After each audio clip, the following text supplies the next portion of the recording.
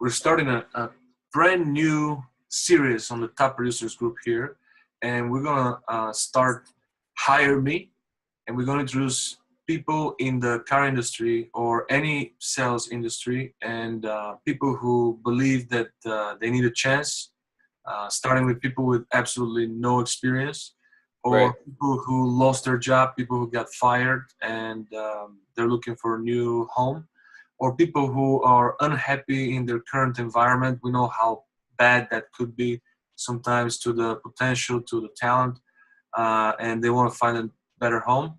So we want to give chance to people in the industry to introduce themselves in the proper light, and to match belief system with employers and dealers out there, and to hopefully connect and start a new relationship.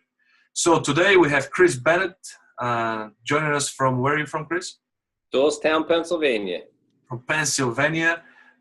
One thing about Chris is he's willing to relocate. Not too many people in the industry are willing to do that, but Chris is. He's looking for the right place. He's not just looking for any place. Otherwise, obviously, he can go across the street and start working there, but he's looking for the right place where he can make a difference. So I know Chris from Facebook. We've had several conversations, and I've never met him in person, but I feel that Chris is a valuable member from the Auto family, and we need to give him a chance. So, Chris, I want to ask you a few questions to start. Why don't you introduce yourself real quick? Sure, absolutely. Yeah, my name's Chris Bennett. I've been in the auto industry for 10 years. I started started detailing cars, went through sales, became a sales manager. When I became a sales manager, I did it a lot like college. I wanted to figure out, I sat through a meeting the one time they were talking about floor plan, they were talking about all the financials behind it, service, and I didn't understand it. So I decided that after talking to my wife that the best thing for me would be to invest in myself and go to NADA school. So I went to NADA Dealer Candidate School and graduated from there in 2012, so I could understand the whole concept of every profit center in the business. Nice. Yeah. Not too many people actually invest in education. A lot of the people learn as they go, and that's the problem for some organizations, just because the bad habits continue to roll over. Right. Like paint, everywhere. Yeah. They're hard to. It's harder to change the culture one day when you realize you're not in a good place. So Right. I want to start with a quick question. How would you describe your leadership style? My leadership style, very easy. It's funny you asked me that question, because I was just talking to somebody earlier this morning about how I grew into my leadership style. When I first got into auto sales, my second time selling a car, somebody threw a stapler at me, one of my managers. So I thought that was the way that the business was. So I just chalked it up as, the stories you hear and all that stuff. So when you bought some staplers after you became manager, the first thing you did was you got to have handy staplers in case somebody runs out of line, right? Exactly, right? So, I become a sales manager, and I didn't throw any staplers at anybody, but I lost 2 or 3 really key people that were very talented because I was never actually trained. So I portrayed what that part of the bad training was, which was that negativity. So as I grew and I learned, I said, listen, this is obviously such a people business, and started following people like Marcus Lemonis with the people, process, and product, and started to really put some psychology into the leadership. I'm a firm believer that not everybody is motivated 100% by money. You need to put your arm around them. One of my favorite things to do is, you see somebody that's down and out, they don't want to get beat up. They're commission pay plan most of the time. Every dealership that I worked at was 100% commission. So not what's worse than, you don't get a paycheck if you don't sell a car, and then you have somebody yelling at you. And they could have family issues, they could have issues at home, whatever the case is. You put your arm around them and you walk them around the lot, you talk to them, see what's going on, and they'll open up and respect you for that and tell you, and then you can work through a problem, because you're a big family in the dealership, and everybody knows that. That's the analogy that everybody uses within dealerships, which is, it's your big family, your second family. So why not treat it like your second family? Would you talk to your wife, husband, sister, mom in a negative way as if you would talk to a sales associate or service advisor or anybody else or an office personnel or anybody in the dealership? So I like to lead by example. Get your hands dirty. I'm not a big person when it comes to titles. I think titles are in line for areas of responsibility for what people are supposed to be doing. But as a general manager, go out and do the job with them. Help them sell a car. If you're six backed up in service drive the cars in and walk around the cars and help write them up. There's a lot that you can do to show people that you're there. Not just using your own time and equity, right? Absolutely. Without spending any more money or anything like that, just showing. So you would say that you would describe yourself more, even in sports now, the title manager is used a lot of times instead of coach. And so you would say you're more of a coach style, where you would have a lot of one-on-ones with your team, make sure you motivate them, encourage them to go ahead and believe in themselves, right? Absolutely. Encourage them to be, put themselves like I do. Put yourself in a little bit of an uncomfortable position, even if you're selling 20 cars a month. Put yourself in a little bit of an uncomfortable position, trying something different, social media, whatever it is that might obviously help you grow as well. Yes. Would you describe a time when you actually led by example? One of these situations, like a real situation from your career where you had a situation and you had to lead by example. That's a good question. I had a newer salesman that was getting not treated fairly, in my opinion, by a sales manager. And he needed to sell a car. And there was not very good communication going on, and I could see it and hear it.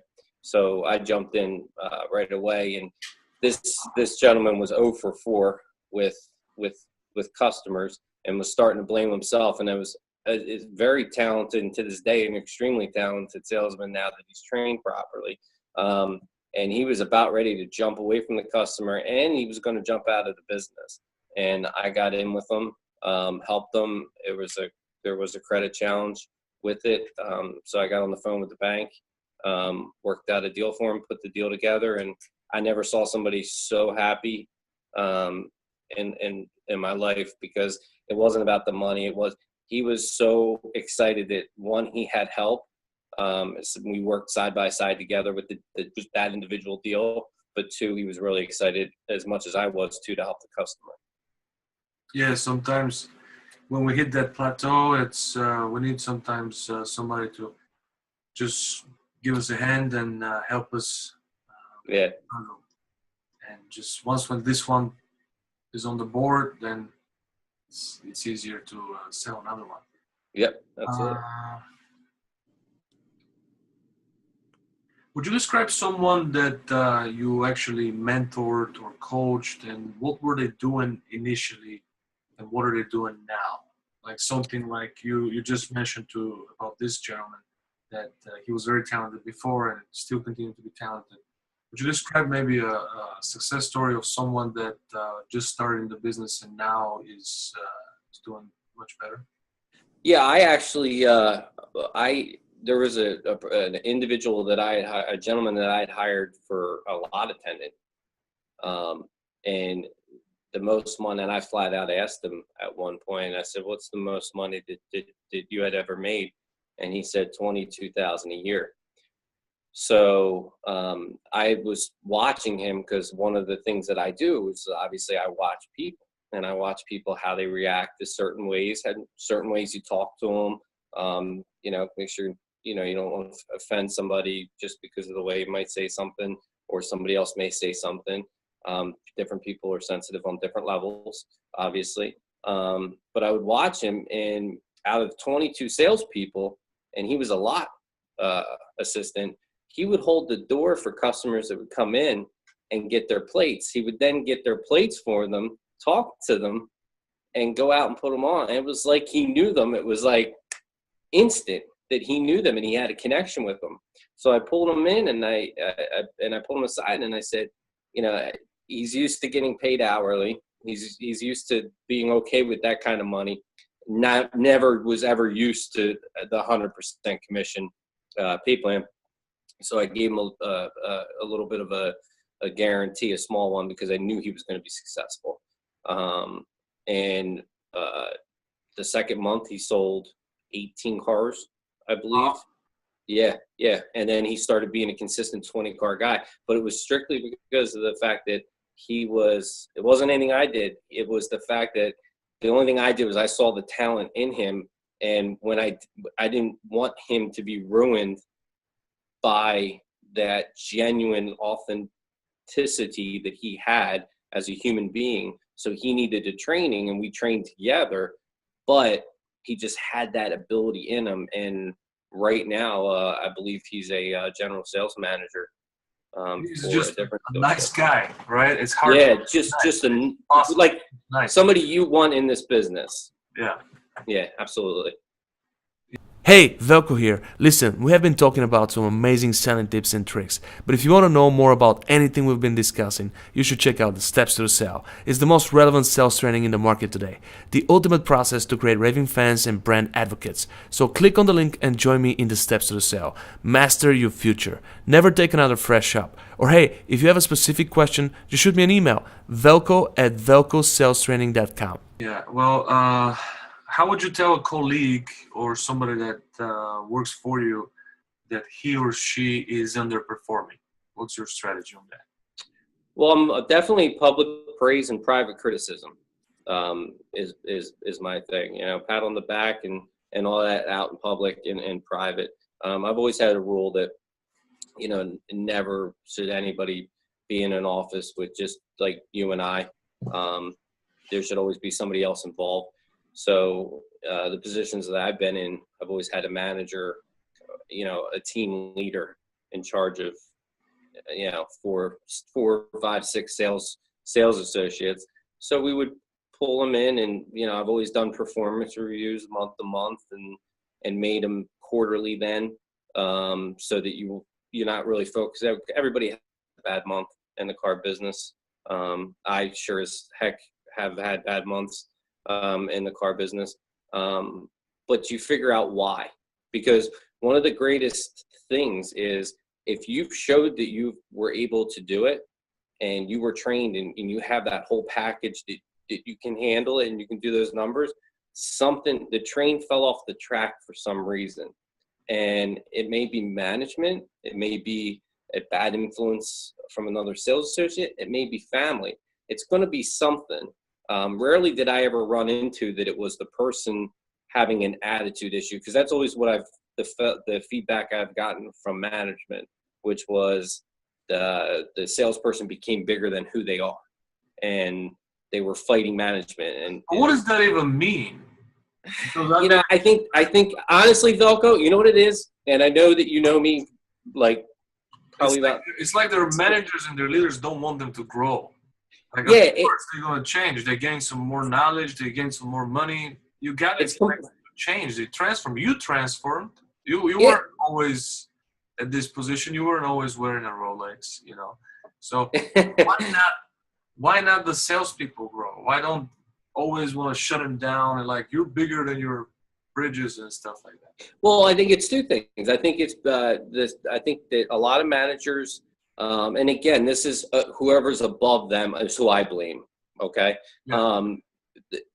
So the two things are managers become complacent and they don't want to train. So the easiest thing to do is, like, if you have a kid, like, I have an 8-year-old boy, right? It's easier for me to say, he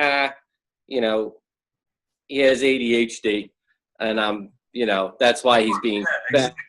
Yeah, exactly. You know what I mean? So it's easier to say, hey, listen, he's, these sales associates, the two, just use an example, right? The two are having issues because they're not listening and blah, blah, blah. And the truth is, they don't want to train. They don't want to take the time. They don't want to sit them down. They don't want to figure out why they fell off the track. That's my first opinion.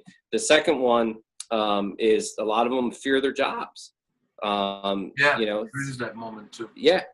So, sometimes they're put in a position where you could have a 20-car sales associate that's a better TO manager than the TO manager.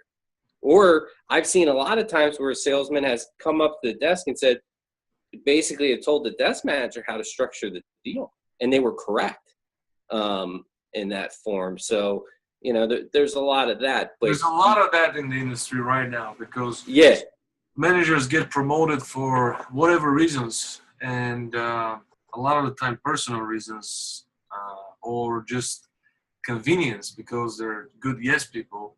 Yes. Especially mid-level managers, or they're very fast at ordering lunch, or doing some of the $10 jobs. I don't know, but I've seen lack of skill in management. Across. Yeah, I've always hired, not to cut you off, I've always hired people and promoted people that could take my job. And that's one thing with this industry that I don't understand, because I see it a lot, is there's a lot of scared people that get in situations that they don't want. They want that, what you just said. They want the yes man, the one that's going to just not rock the boat, but just do the job. And I don't think that anybody, in my life, nobody has ever intentionally tried to take my job. I wanted them to, because then I could move up higher. And also every time, a lot of people go, oh, well, you were very successful and this happened, but it wasn't me. It was the fact that I surrounded myself with really good people. We had really good processes, and we made sure that we had a really good product. And that's why I always believe in it, people, process, and product. Okay, so obviously it's very important, the daily motivation and the whole atmosphere and the environment. Would you describe the way you lead important meetings? How do you do it? I believe in meetings every day. I'm a firm believer in that. I've always done it. The time you led an important meeting. You want me to give you an example of a time I held a meeting? Yeah. Oh, okay. All right. Well, my meetings are 15 minutes long, no longer than 15 minutes. Quick to the point, and motivate them up. I to give you a direct example, I would like to. I do compliment sandwiches. So, tell you something really good about somebody, and then something they need to work on, and then something really, really good, that they did, and you go through. And I've always, I'll pull somebody out and say, this is what they did. I notice things that sometimes will take me back, and I'll use that. So I'll save up. It could have been something from a month ago, or it could have been something from a couple of days ago, or the night before, or the day before. But I'll use that for the motivational training that goes through, because when you empower people and you talk to them in a group, but you talk to them individually in that group, if that makes sense to you. Yeah. A lot of people I say that to, they're like, what are you talking about? But if you talk to them individually as a group, make them all part of a team. A lot of places go to the one guy that's selling 30 cars and that's it, right? So when you talk to everybody and say, I saw John do X, Y, Z. John, that was a great job. And now you're putting it in their psyche that, they should move towards that. So then the next day or that day, when you start to try to implement that, they understand that it's something that's positive. So you just got to be high energy, and you got to love what you do. And there's rarely ever a situation that you should not like, you should love your job in the auto industry, because it's not the same thing every day.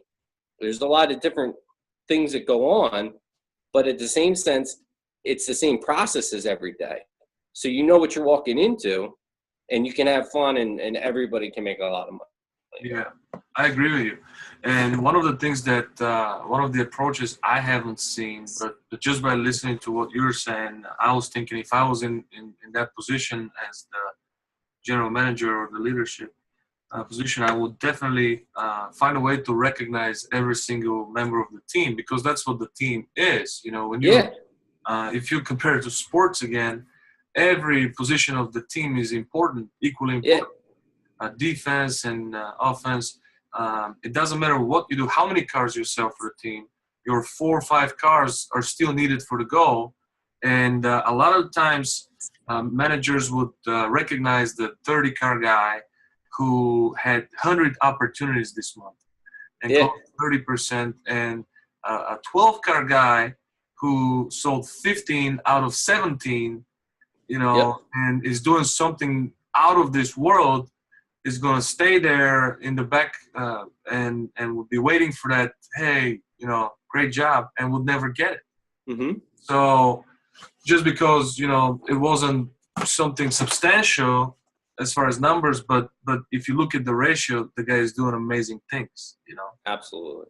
So a lot of managers get caught up with the superstars, you know, and that's one thing that I definitely encourage leaders to pay attention to, because if somebody's new, you know, been there for 6 months and passes the 10-car mark or something, that's big. I mean, why not celebrate that? You know what I mean?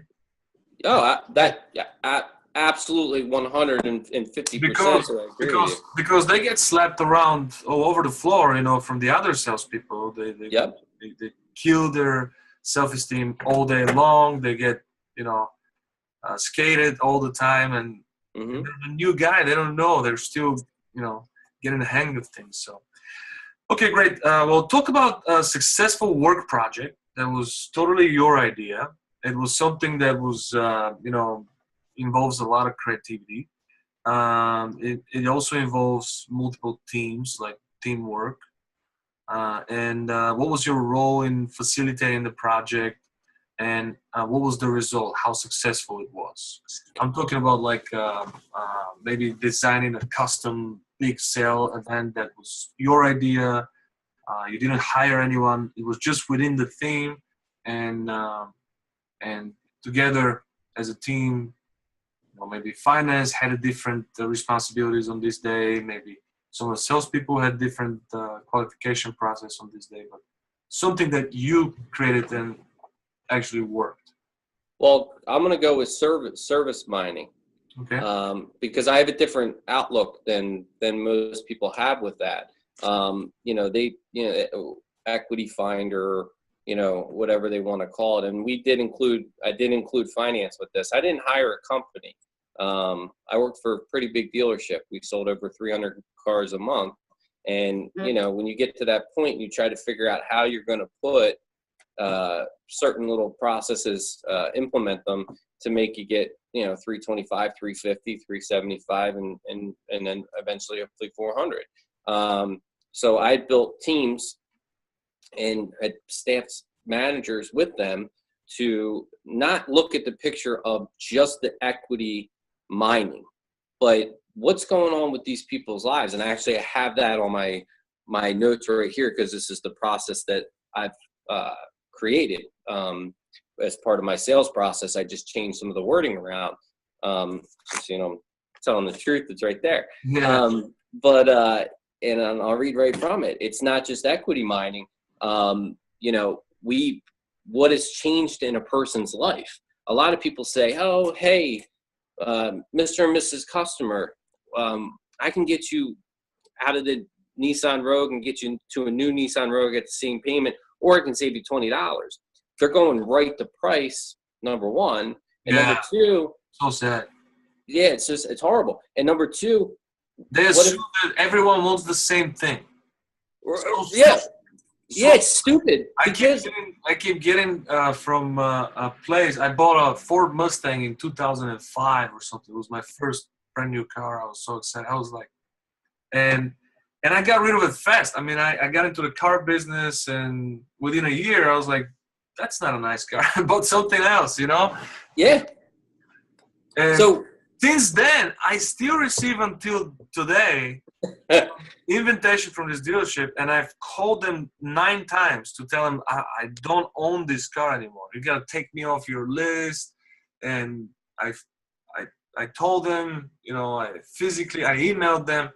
right. No, they don't change the leads. It's the same. They just email everything to the whole customer base they have, and Yeah. then that everyone wants to trade in their car, or everyone wants to get $100 more than KBB. Like, Right. that may not be the case, you know. Yeah. And I had a salesperson say to me, well, they can go from a RAV4 to a brand new RAV4, and I can actually save them $50 a month, and they don't want to do it. I said, because you didn't talk to them. You didn't. I guarantee you that they don't want the RAV4. Something has changed in their life. And maybe they need a minivan now. Yeah, and well, exactly. They might need a minivan, but at the time, gas prices had went up. Not that RAV4s get bad gas mileage, but gas prices had went up at that time. And what it came down to, it was perception. It came down to was they wanted a Prius. They wanted to go from a RAV4 to a Prius. So we made the deal happen, but I didn't use any program at that point, and we started, we sold 15 cars, and within 3 months, we got it up to 40 cars that we were selling out of service drive with no program, staying away from just the mindset of the equity mining and harassing of the customers. And the other thing that we did that to this day I still do, which was a really big project because nobody wanted to do it because they just didn't understand it, and it was a lot of work.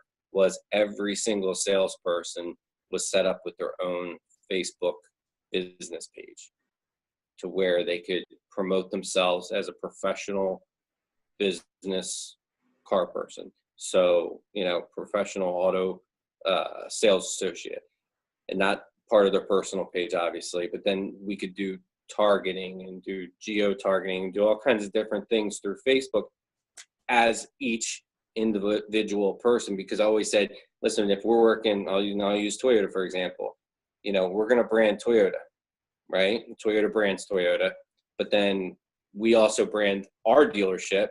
Now you have to brand yourself, and you can piggyback off of what we do 50%, and then 50% will install some finances to do some boosting and do some dark post ads and different things to bring people to you. And it's a great way for you to work a referral network, and that increased their sales as well. So to me, at the end of the day, there's Velko, there's no give up. Like there's no stopping what you can do to continue your normal process, but then also change things to get that extra 10 cars, then 10 more, then 10 more, then 10 more. So you can take something really small, make it big, or take something really big and make it even bigger. Yes. Well, share with us a situation where the team was struggling and the whole team was failing with a big business goal. How did you handle that situation? I did have that situation actually happen to me. What happened and what did you do about it? Well, what actually happened was we missed the advertising for a couple months. In my opinion, a lot of things had changed in the area that I was working in. It was a lot of subprime.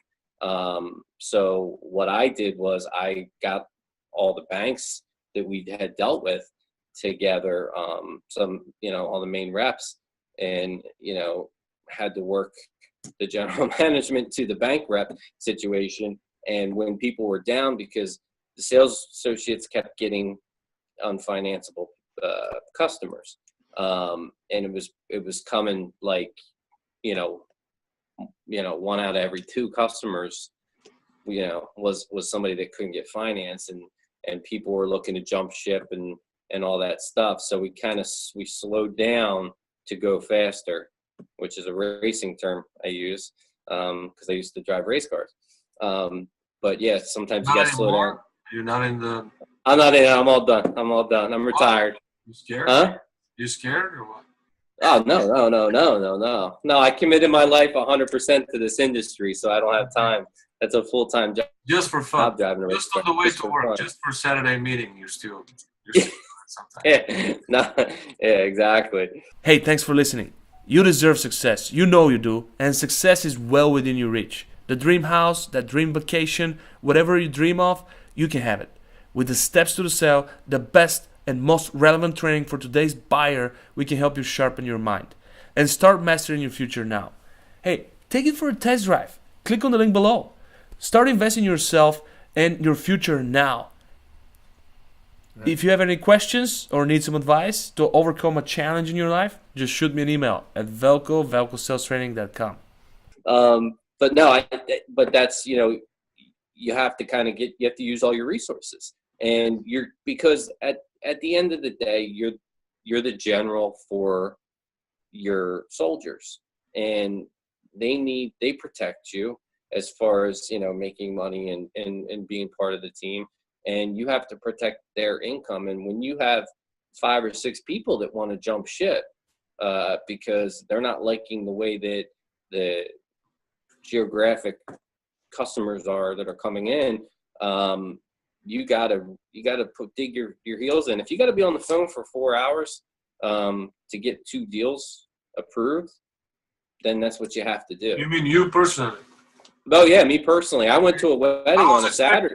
Yeah, I was waiting for you to say that, because in many dealerships that I've experienced a lot of last days of the month and last weeks of the month with a lot of stress and pressure and yelling and meetings. And why do they do meetings on these days? Like meeting after meeting after meeting. What is the problem? What the problem is, we are not selling cars. We need to increase the activity levels, right? Yeah. More action. So the fact that you said sometimes I spend 4 hours trying to make a deal happen, I love that, because you're hands-on and you want to show with a personal example that we just need to increase the amount of action if the results are not coming. It's a numbers game, and we forget sometimes. Right. At the end of the month or at the end of the cycle, that instead of lowering the activity level, we lower the target a lot of times and say, exactly. Maybe it's the advertising. We'll be okay with 250. 300 was a good goal, but it's not normal. The other dealers are not doing well as well. I just talked to this guy. They say they suck too this month. Right. Just one of these months, and that also poisons the floor too. Just as you said, they're your soldiers.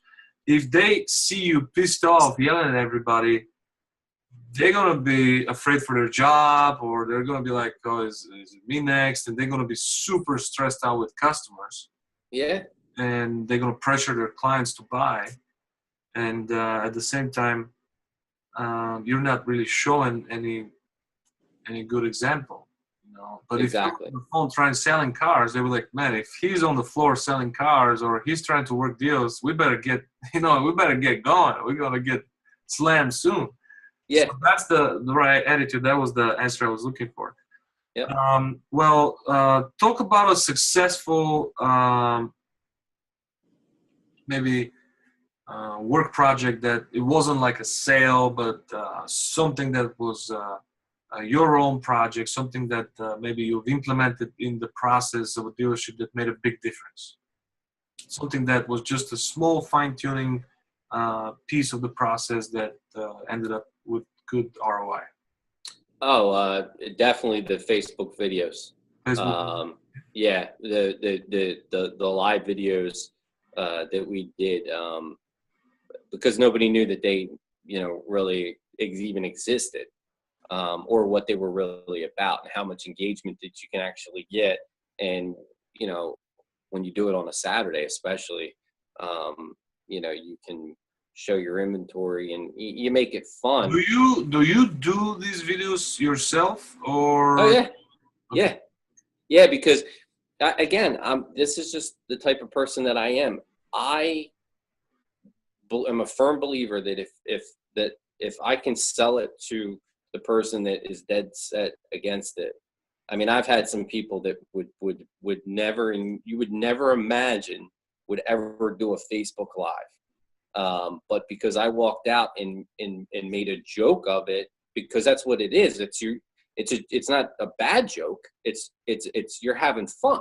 So when you walk the front line with Facebook Live on your phone, I had my phone. You can't see my arm probably, but I had my phone out, and there's 4 or 5 of us walking, and I was doing it in packs, right? So then 4 or 5 more would come. So it just didn't look like the music video Thriller for Michael Jackson. You know what I mean?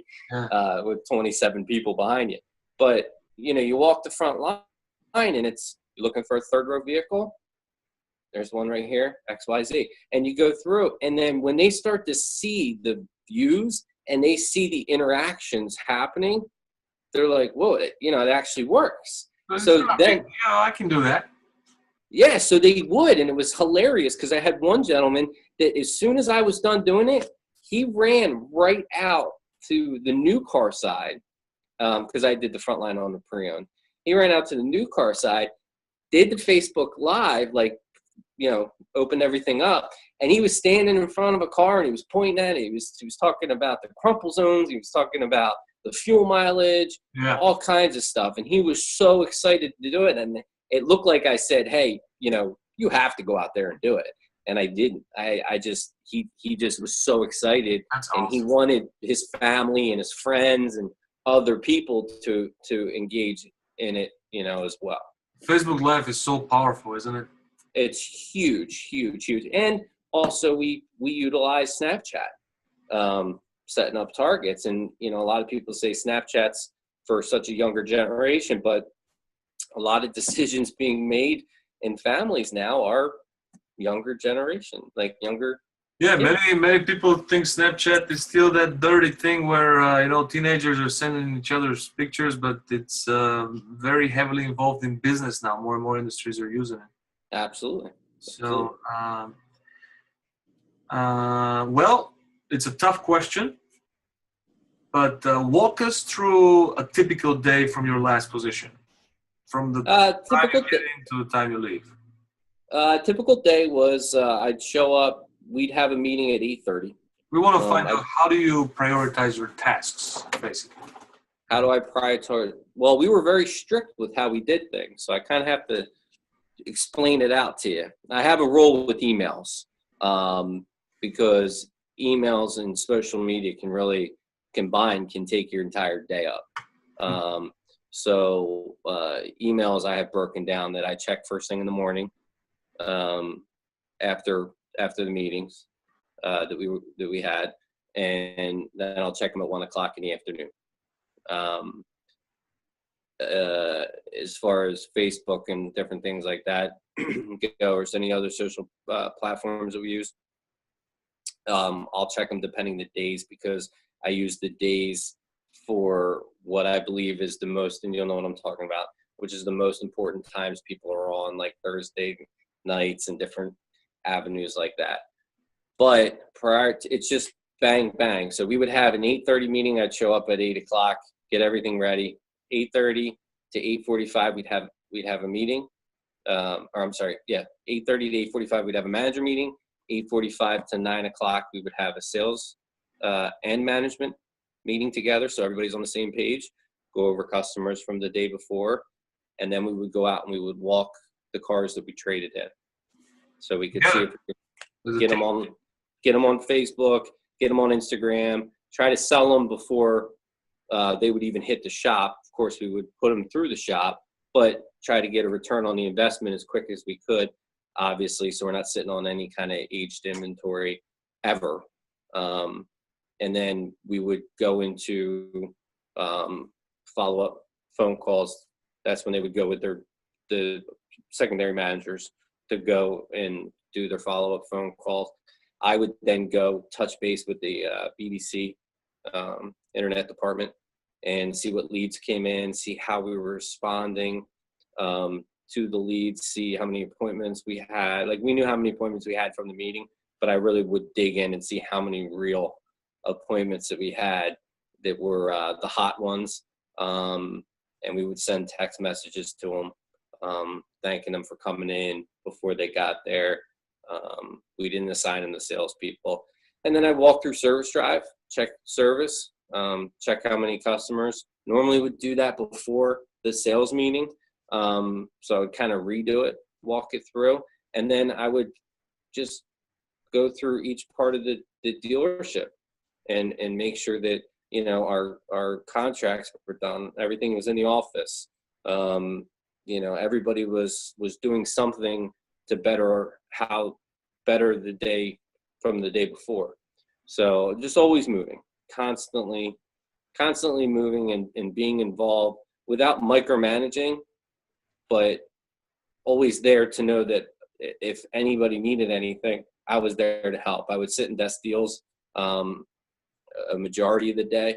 That was still one of my favorite things to do, is deal with banks and desk deals and deal with customers and talk to them, thank them, get their pictures. You know, we had a designated area that we would take their pictures, or we would Facebook Live them if they signed a disclosure. So that was kind of like an ordinary day. It was a lot of what I would call controlled chaos, because when I would tell my wife, she's like, how do you do that? And I said, it's actually, if you're in the environment, it's just what we're used to doing. Yeah. Well, it's very hard to really plan out your day in this industry. Oh yeah, absolutely.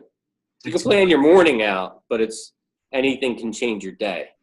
So it's very important for our viewers and listeners to, especially dealers, owners, dealer principals who are listening to this, to make sure that their belief system is the same as your belief system. Yes. And what are some industry trends that you're noticing as very successful? I know you spoke a lot about Facebook. What are some of the other trends that you find very powerful and you believe in strongly and you will definitely want to implement in any new team that you join? Training. Training is really starting to hit very heavily, and I'm a firm believer that, you know, you're going to get more if you outside train, and your management team has to be involved, and they all have to be accountable for it. Because if you hire a trainer, anybody comes in and trains a sales team, and then goes and then a manager pulls out a green Sharpie and starts writing with a green Sharpie on a blank piece of paper, then you just wasted your money. This is a very simple business, in my opinion, when it comes to running the processes. So a lot of the trends that I see has been the training, has been a lot of social media, has been a lot of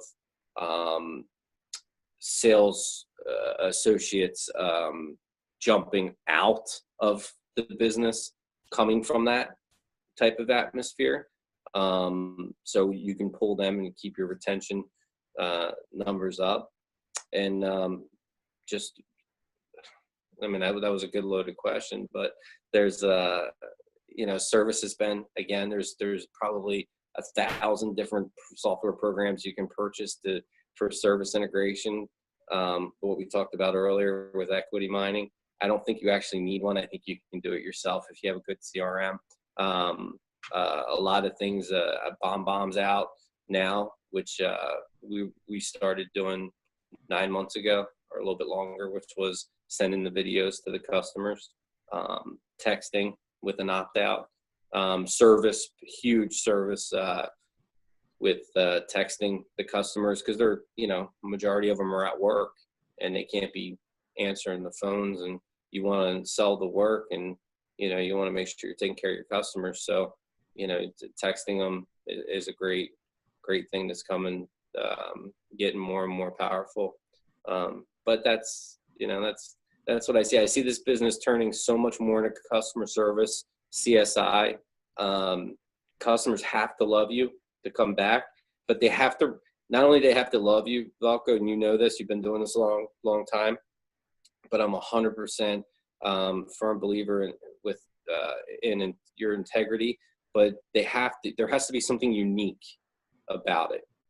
You know, you're a trainer, so you're one of a lot of people that are out there training, but your name is Velko. I'll never forget that. That's what makes you unique to me. And then the other thing is, and that's not a bad thing. I also use a specific accent that normally the chicks dig it too. Hey everyone, Velko here. Just wanted to take a moment to tell you about my great e-learning platform, the Steps to the Sale. If you're looking to invest in some training, if you want to be in the top producer category and make cool 6 figures easily, you have to sharpen your mind. And Velko's sales training Steps to the Sale is the way for you to achieve your goals. We have over 200 video lessons and more are being produced constantly. So when you're ready to start earning higher growth, and when you're ready to start building massive book of business and massive value in yourself, take the Steps to the Sale for test drive by clicking the link below and start mastering your future today. I would also like to tell you, if you have any questions or if you need any assistance, email me at velko@velkosalstraining.com. But you messaged me. We first met when I had written a little bit like of a small little blog on one of your sites for Facebook, and you had messaged me, and I guess the way that it looked like it came off was I was a trainer as well, trying to like get business from your site. And the way that you messaged me was probably the most professional message that I could have ever gotten from someone from in that situation. I don't know if you remember that or not, but that was yeah, I'm very protective about the content that's going on in the sales group, so I don't want to offend anyone. Well, you were so nice and genuine and authentic. And if you take a dealership and you make it genuine, authentic, unique, it's the place to go in town. They're going to remember Chris Bennit. They're going to remember Velko. They're going to remember, and it's great memories. Then there's no reason for them to go across the street. Yeah. Price doesn't become an issue. It's about the loyalty that they have with your dealership. That's always what I've believed in. That yes, there's no reason why they could be buying from someone else. Yeah, you did something wrong. That's it. Great. 2 more questions before we let you go. The first one would be, what's your ideal pay plan? What do you think salespeople, from what your experience, salespeople love the most? What do you think increases the productivity the best? Obviously, there are so many different pay plans. Not too long ago, I believe my friend, great friend Jim DeLuca shared an article about a dealership in Ontario where they took the commissions away and they rewarded the salespeople. They created a specific bonus system based on the customer satisfaction, based on the customer's happiness level. They reward them with bonuses. So there are all kinds of new pay plans coming out since TrueCar and the way they basically force the industry to give up all the information on the front. And dealers are getting creative with these pay plans. All the money are focused on the back. A lot of the dealerships are doing that now, the huge majority. And salespeople are more and more turned off. I mean, it kills the salesmanship when salespeople are paid flat commissions and when they have no personal desire to build value in the product. So what do you think works as the best pay plan today in this industry? And if you were responsible for this decision, many dealers will ask you for that before you start working in an organization. What your opinion is? Many dealers that have terrible turnover would probably be wondering why, and the pay plan is normally reason number 1 for that. And well, what pay plan would you suggest? You're getting me with some good questions. You're absolutely getting me with some good questions. Well, my goal is for is for you, for enough people to see that. Right. And what I believe in, I know that you're trying to be politically correct and you're trying to be likable by as many dealers as possible. But what I believe in, and it takes little cojones for that. And I think this is the future. This is the future for the whole world and the way entrepreneurship is going. And you mentioned how important it is to be unique. And you don't want to be a general manager in any organization. You don't want just a job. You want to be somewhere where they understand what Chris Bennett is and what Chris absolutely brings to the table. Yeah. And why Chris Bennett is the right guy. Right. And I'm a huge believer that integrity is, superior to loyalty. So in order to create something great, sometimes you got to break the rules. Sometimes you got to follow your gut, and I want to get the real Chris out. So I'll give you the real answer. So I'll give you the real person. So only one person can call you and be like, Chris, what do we got to do to get you on board? Instead of getting 5 or 10 calls from people who are expecting different results and are doing the same thing, and they would never change their ways. And you would go there, you're going to try to make a difference, and they're going to tell you, no, Chris, that's not how we do things around here. Right. We would like to do things the old school way. We don't want to do social media.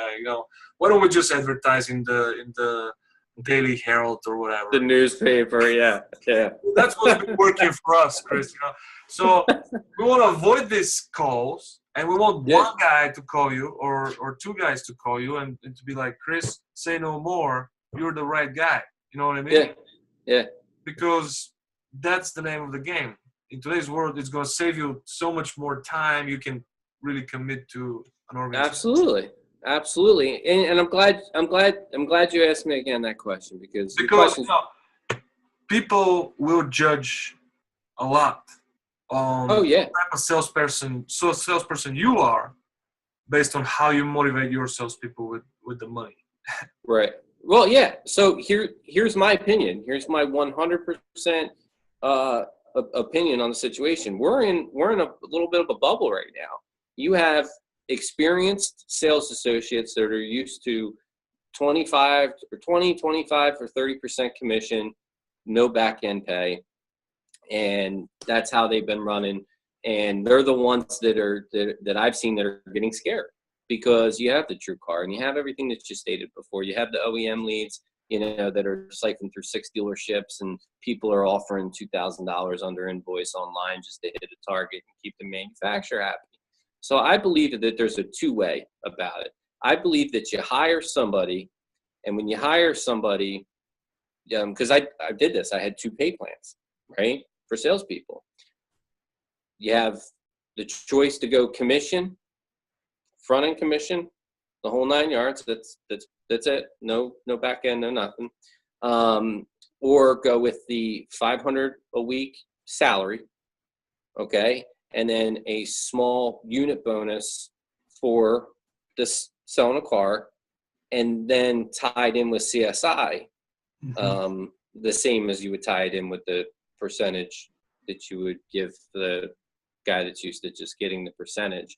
And once they get comfortable, to me, that just gets them to let you help them buy into the business, that this is a business they can make a lot of money. I don't think that there's a lot of people that would stay on the salary. Oh, yes, there are. Too many people out there. Hold on, because you have to monitor it, right? So, because you don't want to have a 4 or 5 car guy that you're spending money on training and you're doing this and they're coming in and they're sitting in the back, because people will live off of $2,000 a month plus whatever some sales. So there was guidelines that I had put in place for that. And it wasn't like harsh that, well, if you don't sell 10 cars, you're fired. But it's, again, going back to the coaching, it's getting them up. And again, the sales compensation percentage that you want to be at for a dealership will work on that pay plan if you can get them to a certain point with where they need to be selling cars. And truth be told, because I used it, the CSI was better, obviously, with the salary pay plan than it was with the percentage pay plan. So, but you don't want to walk into a dealership and say, you know, hey, I know you've been selling cars here for 20 years and you were getting paid 30% commission. I'm Chris and I'm the new GM. So that's a way, and you're only getting $500 a week and $75 per car. Well, that's what this GM did. You know, the entire staff walked away. He was forced to hire people that were outside of the business in order to, you know, force his new pay plan. So sometimes that's the way to do it. Well, you could do it. I wouldn't recommend it. You know, because again, loyalty, integrity, and loyalty go together. So if somebody's been loyal to your company, you don't want to chop their legs off, unless they're CSIs, you know, 71. You know what I mean? So it's like, or if it's like Kia 771.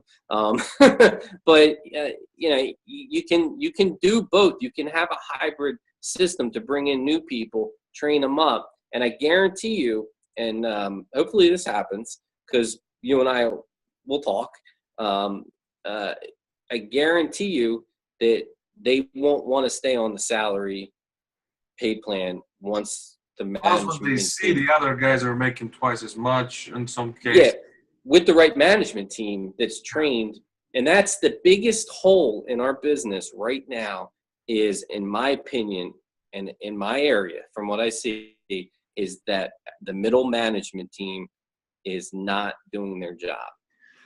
Well, that was the biggest. I couldn't agree with you more, and I think you are probably you know, the best from both worlds, because you would need some people that have a couple kids and they would be forced to be on that plan at least until they get things going. Yeah, absolutely. Per week. Yeah. And you don't want to lose these guys because of the lack of that comfort. But that comfort shouldn't last forever, you know, just like you said, you know. Once when you feel that this particular person is always smiling, making $2,000 a month, something's wrong. Yeah. No, yeah. We gotta somehow push them out of the comfort zone. So exactly. I love it.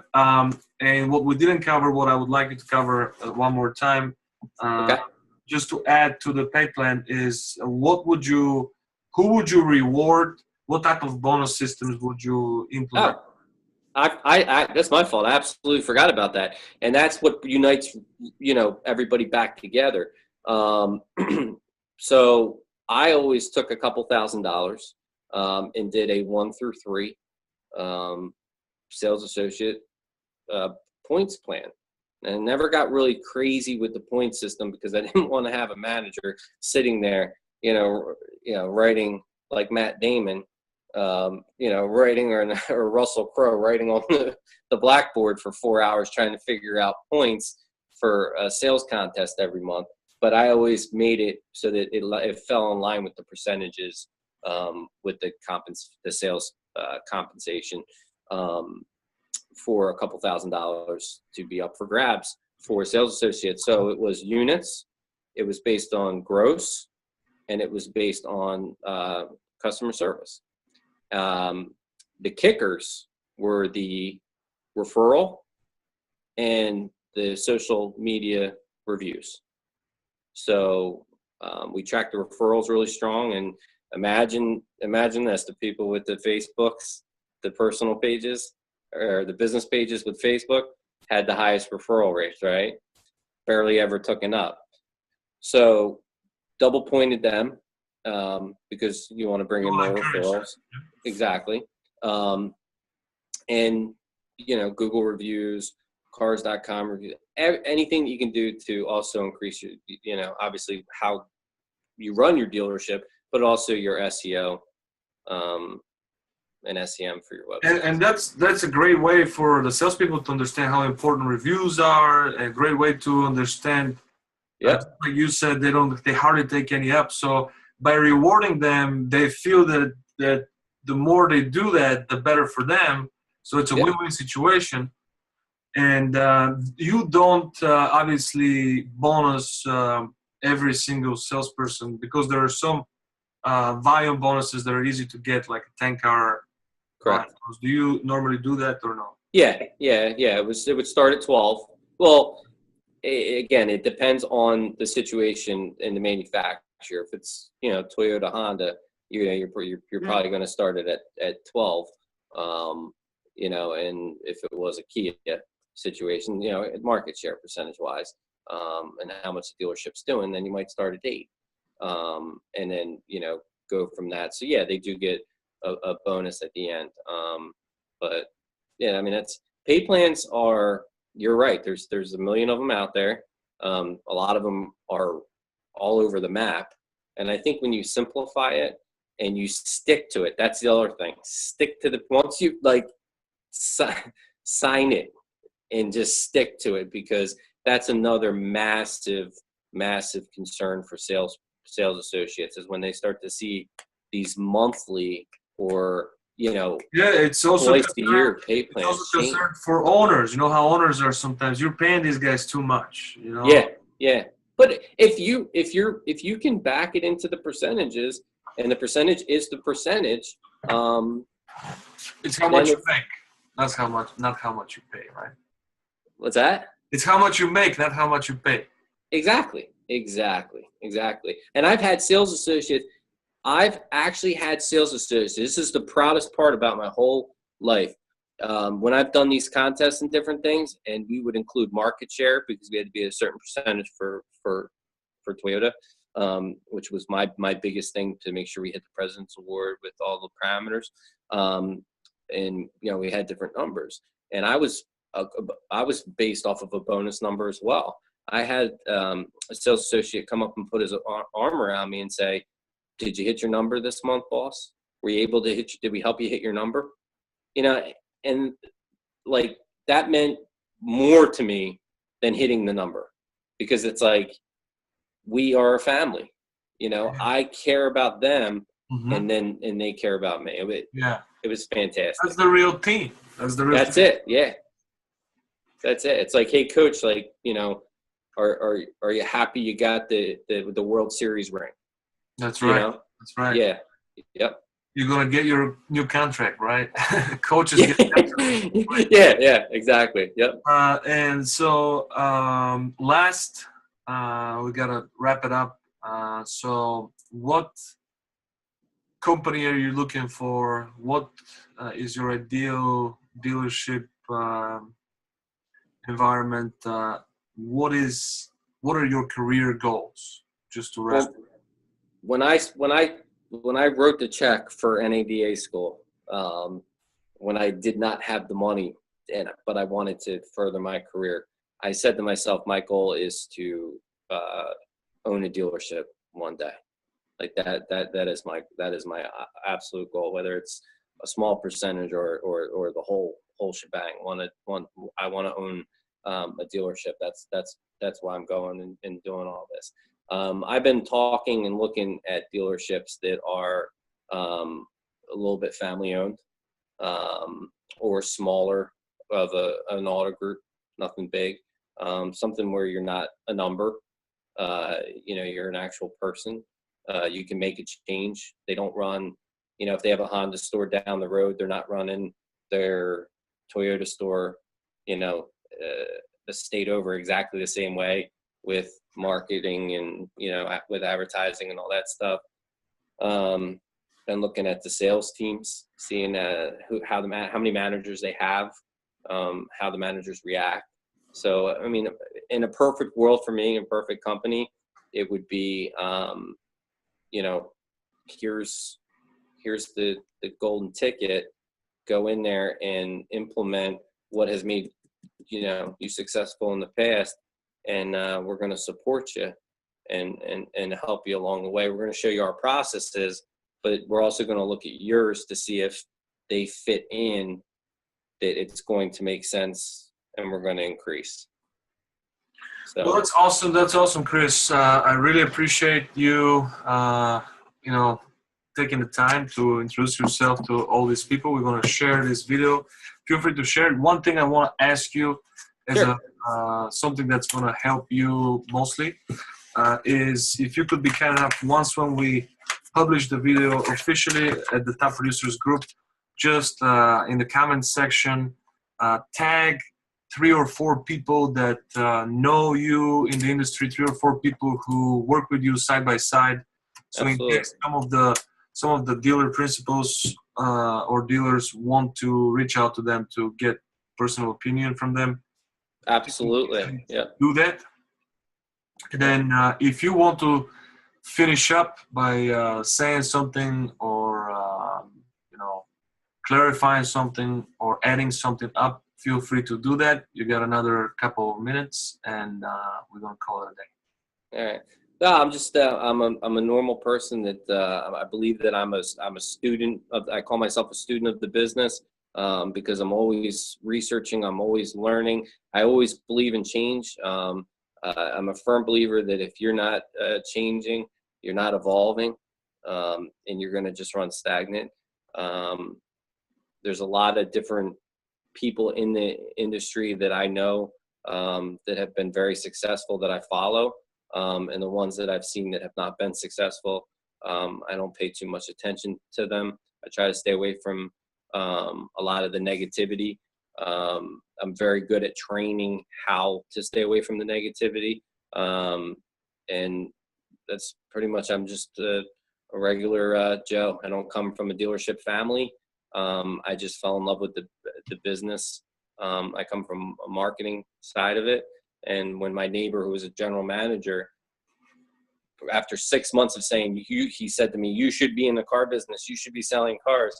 And I gave it a shot. The first time I sold a car, I just fell in love with the business because you get to be able to talk to people and you get to help them out. And there's nothing better than being in that type of situation and doing it every day and having fun doing it, because you're helping the salespeople out making money, the managers making money, office personnel making money, service people making money, and then customers getting a great deal and customers, feeling like they're a part of your team.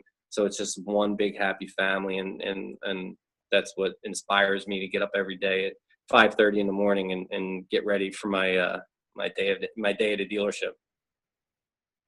That's awesome, Chris. Well, thank you so much for this, and hopefully we get the right people to contact you with this. Thank you. Velko, I cannot thank you enough. I mean, you're a very authentic, genuine guy, and I'm getting to know you a lot closer, obviously now. So I'll be referring you to a lot of my friends and stuff. I can't thank you enough for everything you've helped me with as well. Well, you're welcome. We're in the same big family. We have passion for the industry. We want to change the industry for the better. We want to help the people because we have been fortunate in that industry.